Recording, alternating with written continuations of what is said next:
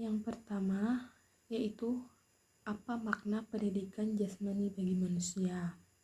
Pendidikan jasmani merupakan bagian yang tidak terpisahkan dari pendidikan pada umumnya yang mempengaruhi potensi dalam hal kognitif, afektif, dan psikomotor. Melalui aktivitas jasmani, manusia akan memperoleh berbagai macam pengalaman yang berharga untuk kehidupannya seperti kecerdasan, emosi, perhatian, kerjasama, keterampilan, dan lain-lain. Aktivitas jasmani untuk pendidikan jasmani ini dapat melalui olahraga ataupun non-olahraga.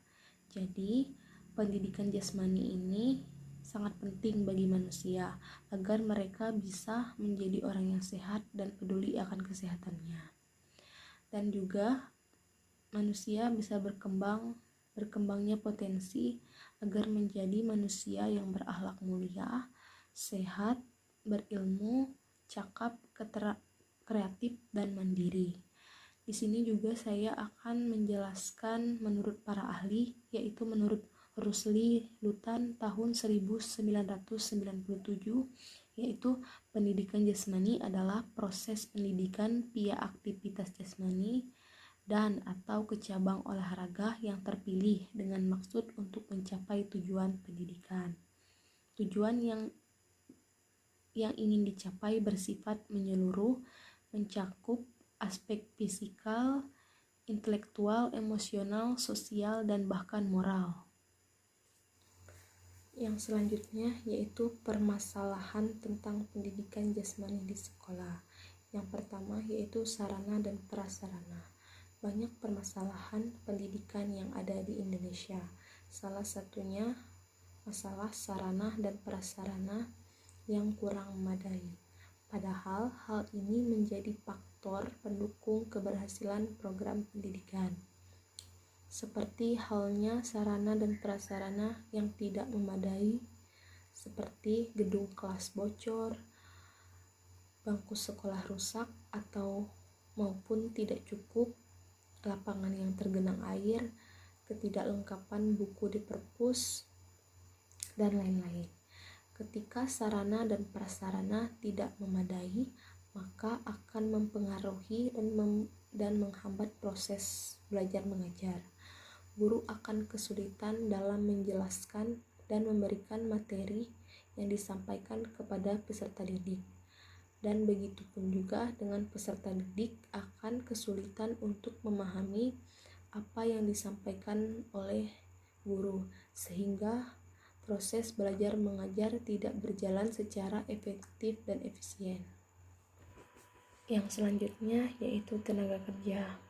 Kurangnya tenaga pendidik di pedalaman karena sulit mencari pengajar yang mau mengajar di daerah terpencil, dan sangat jarang sekali seorang sarjana mau menyumbangkan jasanya untuk mengajar di daerah pedalaman. Akan tetapi, pemerintah tidak membagi ratakan tenaga pendidik yang baru lulus sarjana, sehingga banyak lulusan SMA yang terpaksa harus diangkat menjadi pengajar di daerahnya. Karena itu, bahwa di Indonesia banyak yang pengangguran dikarenakan pendidikan sangat minim. Yang selanjutnya yaitu program evaluasi. Gagalnya program pendidikan akibat tidak adanya evaluasi yang dilakukan oleh guru. Padahal evaluasi berguna untuk melihat apakah program tersebut sesuai atau tidak dengan apa yang telah direncanakan.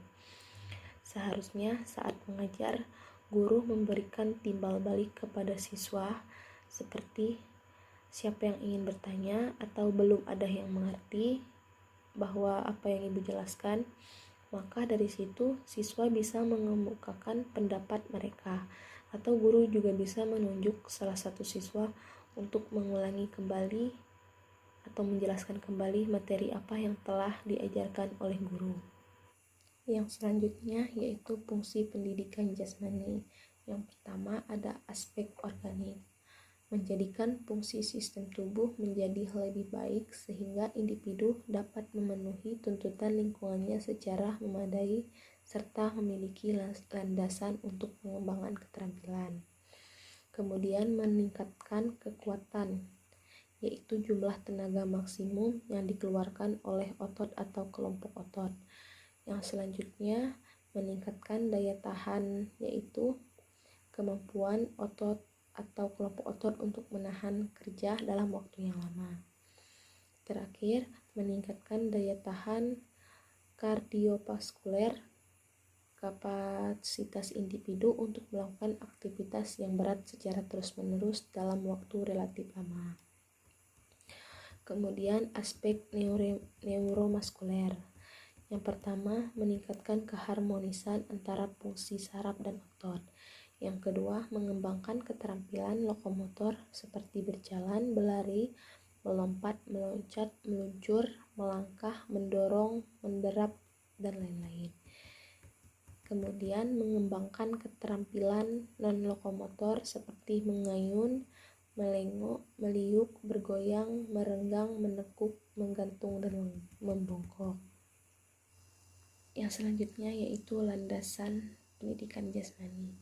Pendidikan jasmani lebih menekankan proses pembelajaran pada penguasaan gerak manusia, pemahaman yang lebih mendalam terhadap kecenderungan dan hakikat gerak ini, misalnya melalui teori gerak dan teori belajar gerak, maka memungkinkan guru lebih memahami tentang kondisi apa yang perlu disediakan untuk memungkinkan anak belajar secara efektif. Perkembangan teori belajar kognitif mengkuak fakta kelakuan proses pembelajaran penjas tersebut. Dalam salah satu teori belajar pengolahan informasi, diungkap bahwa idealnya pembelajaran gerak adalah sebuah proses pengambilan keputusan yang secara hierarkis akan